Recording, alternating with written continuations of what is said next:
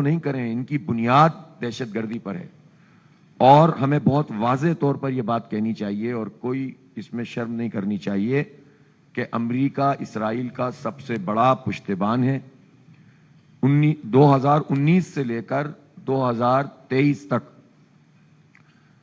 اس عرصے میں $310 بلین فراہم کیے ہیں اسرائیل کو امریکہ نے براہ راست. میں 1 منٹ رک جاتا ہوں.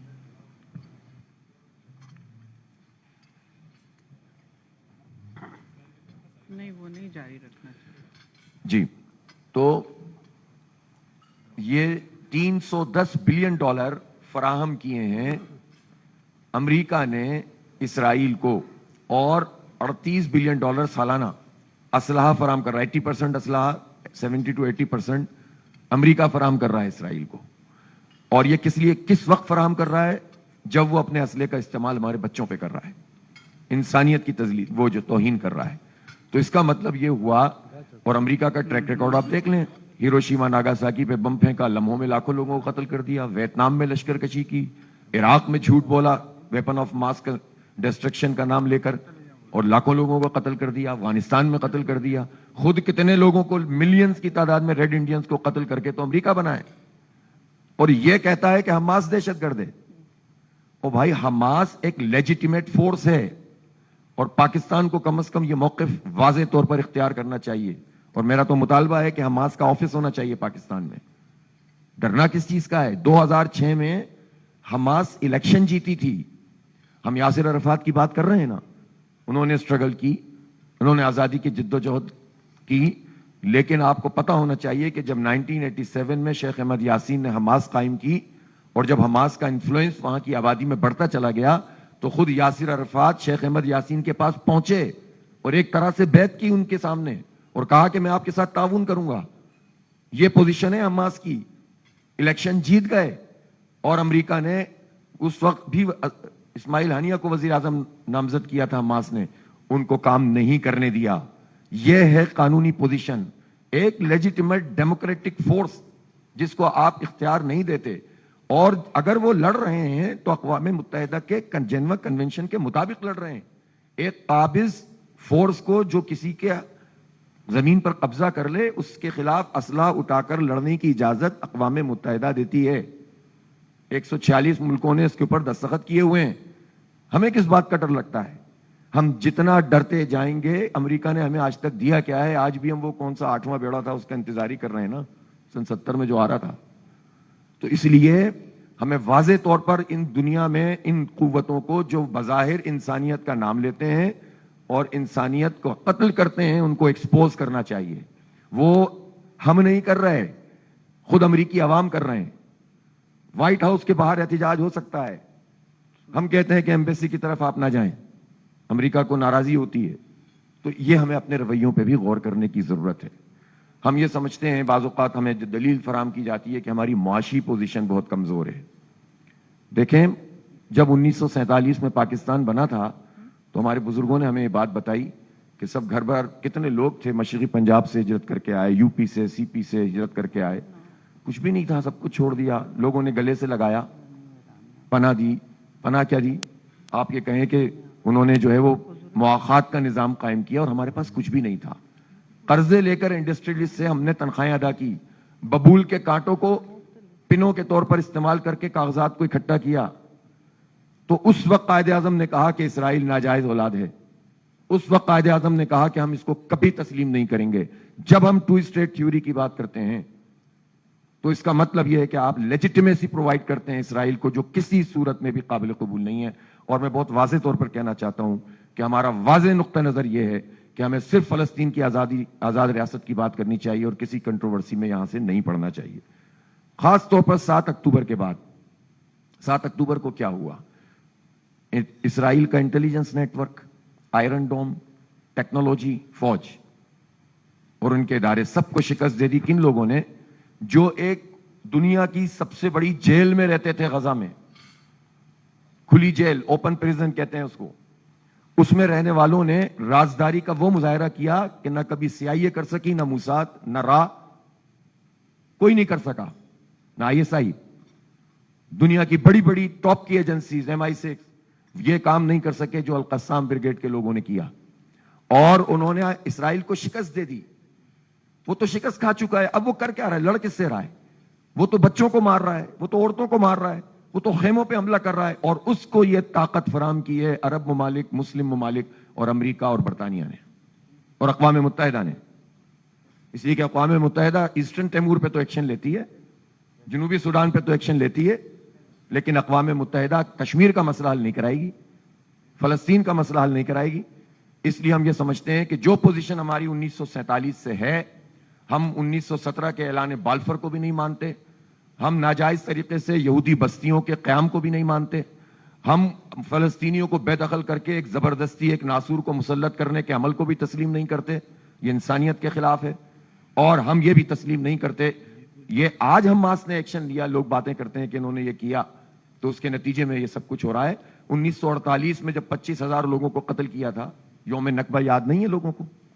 جب جو ہے ان کو بے دخل کر دیا تھا ملینز کی تعداد میں، اور اس کے بعد سے لے کر اب تک 7 اکتوبر 2023 سے پہلے کی پوزیشن یہ تھی کہ ہزاروں نوجوان اسرائیل کی جیلوں میں تھے، ان کا معاشی مقاطعہ بائیکاٹ کیا ہوا تھا چاروں طرف سے، ادھر سے سمندر ہے، ادھر سے اسرائیلی فوج ہے، ان کو کوئی حق حاصل نہیں تھا، ان کی معیشت تباہ، ان کے لیے تعلیم کے دروازے بند، مشکلات.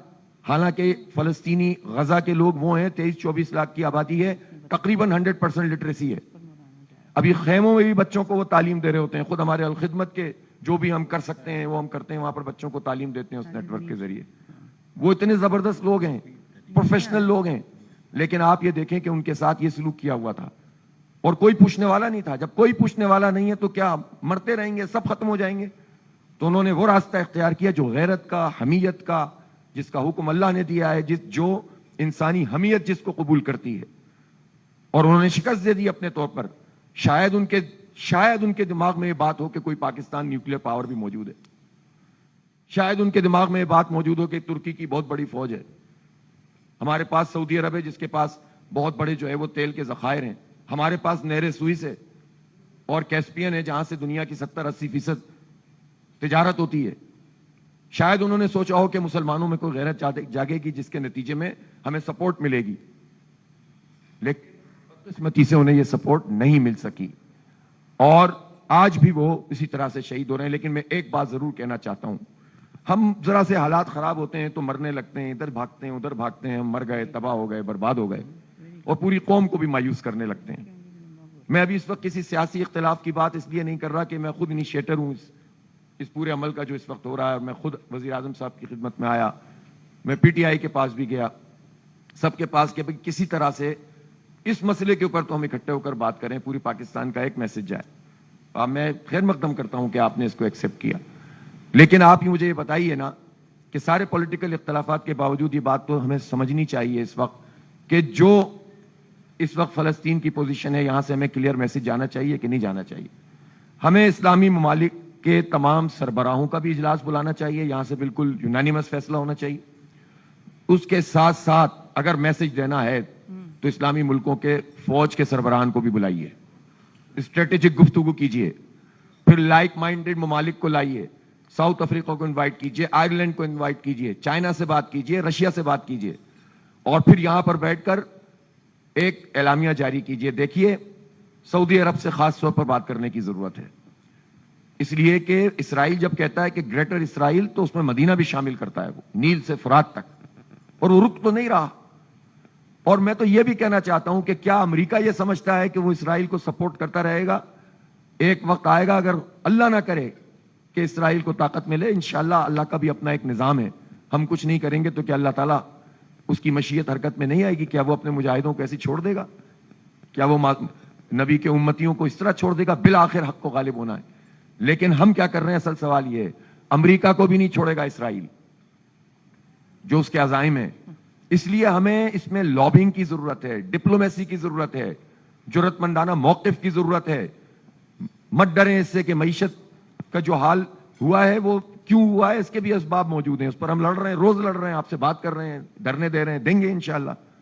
لیکن اس وقت ہم یہ سمجھتے ہیں کہ اس وقت ہمیں بالکل وہ موقف لینا چاہیے جو انسانیت کے حوالے سے ہو، جو ہمارے دین کے حوالے سے ہو, جو پاکستان کا ترہ امتیاز ہونا چاہیے. جب ہم کچھ بھی نہیں تھے تو ہم بہت کچھ کر دیتے تھے, لیکن آج تو ہمارا کشمیر کا بھی جو حال ہے وہ آپ جانتے ہیں. ایسا لگتا ہے کہ کوئی پسپائی ہے, بالکل بھی نہیں ہونی چاہیے. آج چونکہ ہم فوکسڈ ہیں فلسطین کے اوپر, تو میں ایک مرتبہ پھر اس بات کو دہراتا ہوں کہ کرنے کے کام یہ ہے کہ اسلامک سمٹ کی جائے, اس میں چیفز کو بلائیں, سربراہان کو بلائیں, فوج کے بھی, ایک مضبوط موقف وہاں سے جاری کریں. تیسری بات یہ ہے کہ ہمیں اس وقت ان کی مدد کے لیے, ٹھیک ہے کام ہو رہا ہے, کچھ کنسائنمنٹس گئی ہیں, حکومت نے فیسیلیٹیٹ کیا ہے, خود الخدمت نے اس میں کافی کام کیا ہے الحمدللہ, ہم ابھی بھی کر رہے ہیں وہاں ہمارا ویئر ہاؤس, جو کچھ بھی ہم کر سکتے ہیں وہ ہم کیا کر سکتے ہیں جو جتنا بڑا وہ المیہ ہے, لیکن اس کو بڑھایا جائے. تعلیمی طور پر جو نقصان ان بچوں کا ہو گیا ہے ان کے لیے وظائف ہونے چاہیے. اسی طرح جو زخمی ہیں ان کی دیکھ بھال بہت سارے ممالک, ملیشیا اور قطر نے اور ترکی نے کی ہے, ہمیں بھی اس میں آگے بڑھنا ہے. سمبولک ہوتا ہے لیکن ہمیں یہ شو کرنا چاہیے کہ ہمارا کنسرن کتنا بڑا ہے. اسی طرح سے ہمیں پرو ایکٹیو رول ادا کرنا چاہیے ڈپلومیسی کے میدان میں, وفود بنا کے باقاعدہ ہم مختلف ممالک کا, یہ نہیں کہ بس جا رہے ہیں اور آ رہے ہیں, آنیاں جانیاں نہیں, پراپر کام ہونا چاہیے اور ٹھیک طریقے سے ایک بیداری کی لہر پیدا کرنی چاہیے اور اس پورے کیس کی ترجمانی کرنی چاہیے. دیکھیں پاکستان کی حیثیت اور باقی سارے مسلم ممالک کی حیثیت, اس میں زمین آسمان کا فرق ہے. ہم بنے نظریے پر ہیں, وہ حالات کے جبر میں بنے ہیں سب, یا پہلے سے تھے. جغرافیاؤں کی تقسیم ہوئی جنگ عظیم دوم کے بعد, لوگوں نے اپنی جگہیں چھوڑنا شروع کی. ہم بنے نظریے پر ہیں, تو ہماری پوزیشن اور دوسروں کی پوزیشن میں بہت فرق ہے. ہمیں پرو ایکٹیو رول ادا کرنا چاہیے. ہم رول ادا کریں گے, اللہ تعالیٰ انشاءاللہ ہمارے مسائل کو بھی حل کرے گا. یہ اس کا وعدہ ہے. جب ہم اس کے راستے میں کام کرتے ہیں تو زمینیں خزانہ اگلتی ہیں, آسمان سے اس کی رحمتیں نازل ہوتی ہیں. ہم کیوں اللہ پر بھروسہ نہیں کریں؟ گناہ گار ہیں, خطا کار ہیں, بہت غلطیاں کرتے ہیں, لیکن ایک دفعہ بھروسہ کریں, اللہ تعالیٰ راستہ بنائے گا. اس لیے میں اب بہت ساری چیزیں چھوڑتے ہوئے بس یہ عرض کرنا چاہتا ہوں کہ شنگھائی کانفرنس ہو رہی ہے, اس میں بھی کیس پٹ اپ کریں اور انڈیا کو آئسولیٹ کریں. وہ آئے گا اسرائیل کے حق میں اور اس کو بالکل آئسولیٹ کرنا چاہیے. اسی طرح سے سمٹ بلانی چاہیے. ہیومن رائٹس کے میدان پہ بہت کام کرنے کی ضرورت ہے, اور کتنے لوگ ہیں جو اس پر کام کر رہے ہیں اور انہوں نے اپنی پوری پوزیشن لی ہوئی ہے. میں آخری بات یہ کہنا چاہتا ہوں کہ اس وقت کچھ عناصر ایسے ہیں جو چاہتے ہیں کہ شیعہ سنی فساد پیدا ہو, اور وہ اس پوری جنگ کے تناظر میں بھی یہ دیکھتے ہیں کہ حزب اللہ پہ حملہ ہوا ہے, ایران پہ حملہ ہوا ہے, تو سنی شیعہ کے خلاف بات کرے گا, شیعہ سنی. یہ تقسیم پہلے بھی ہمیں نقصان پہنچاتی رہی ہے. میرا خیال ہے سب نے سبق سیکھ لیا ہوگا, چاہے وہ سعودی عرب ہو, چاہے وہ ایران ہو, چاہے وہ کوئی بھی ہو. سب کو یہ پتا چل جانا چاہیے کہ اتحاد میں ہی ہماری نجات ہے. حسن نصر اللہ کو بھی اسرائیل کا میزائل لگا ہے اور اسماعیل ہنیہ کو بھی اسرائیل کا میزائل لگا ہے. شیعہ اور سنی کو نہیں دیکھا انہوں نے. وہ جانتے ہیں کہ انہیں کیا کرنا ہے, لیکن ہم نادان ہیں کہ تقسیم ہو جاتے ہیں. ہمیں قوم کو بھی ایک بنانا ہے اور ہمیں جو ہے پوری امت کو بھی ایک بنانا ہے. اور میں اس میں درخواست کرتا ہوں اس کانفرنس کے توسط سے کہ سعودی عرب اور ایران, ان دو ممالک کو اس میں بہت آگے بڑھ کر رول ادا کرنے کی ضرورت ہے. اور یکجائی اور میسیجز آ رہے ہیں اب اس طرح کے احساس تو سب کو ہو رہا ہے, لیکن سامنے آنے کی ضرورت ہے. یہ جو ابراہیم ایکارڈ ہے یہ تو اب دریا برد ہوگا انشاءاللہ. یہ اسرائیل کو لیجیٹیمیسی فراہم کرنے کا ایک طریقہ تھا.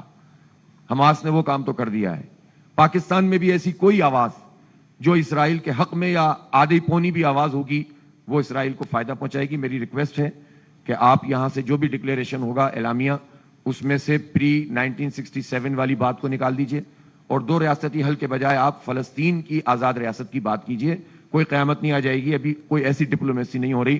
کون سا اسرائیل دو ریاستی حل کو مانتا ہے؟ وہ اگر کوئی چیز تھی بھی تو اس نے تو اس کو ملیا میٹ کر دیا ہے. اب ہم اس کے پیچھے لگ جائیں تو ہمیں بالکل بھی یہ بات نہیں کرنی چاہیے. اور میرا بہت واضح جماعت اسلامی کی طرف سے اس میں, اگر اللہ کرے کہ آپ لوگ اس کو نکال دیں, لیکن اگر آپ کے اوپر کوئی پریشر بھی ہے تب بھی میں کہوں گا نکال دیں. کبھی کبھی پریشر لے بھی لیا کریں. اور پھر بھی نہیں نکالتے تو ہمارا آپ بالکل ووٹ لکھیں کہ ہم دو ریاستی حل کی بات نہیں کرتے. ہم اسرائیل کی 1 انچ کو بھی تسلیم کرنے کی بات نہیں کرتے. ہمیں صرف فلسطین کی آزاد ریاست چاہیے. بہت شکریہ.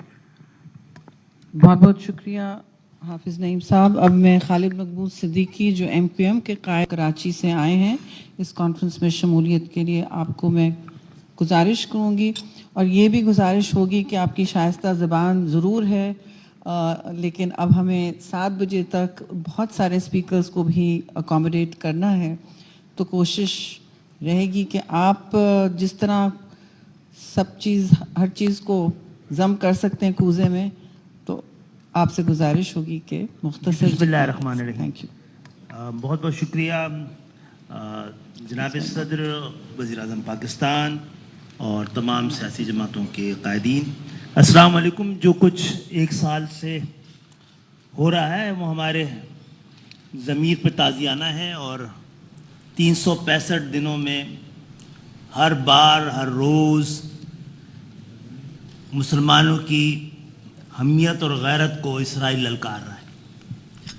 हमने और आपने इलेक्ट्रॉनिक मीडिया और सोशल मीडिया के ज़रिए जो मनाजिर देख लिए हैं अपनी ज़िंदगियों में,